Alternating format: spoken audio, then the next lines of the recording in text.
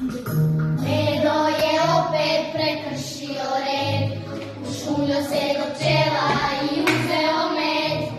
Šuma mu sad sudi, očekuje se sklad, nijedna životinja ne voli taj rad. Lisica lukavo obrvu diže, muja po zemlji prema njemu piše. Davno birokrat, podigli sa pažnju, pčele žalac oštre, djeluju baš tažno.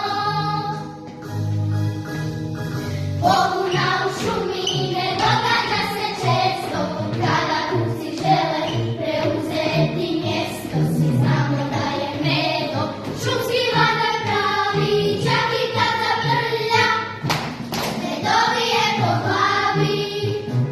Pobuna u šumi ne događa se često, kada kupci žele preuzeti mjesto. Svi znamo da je medo šumski vladar pravi, čak i kad zabrlja, ne dobije po glavi.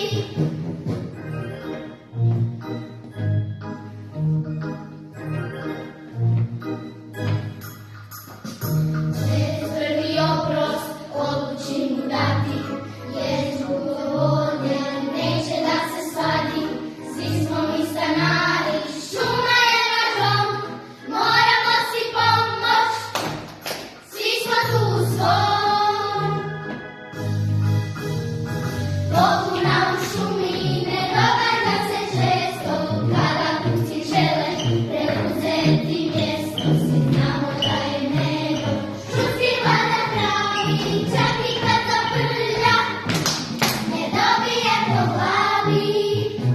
Pobuna u šumi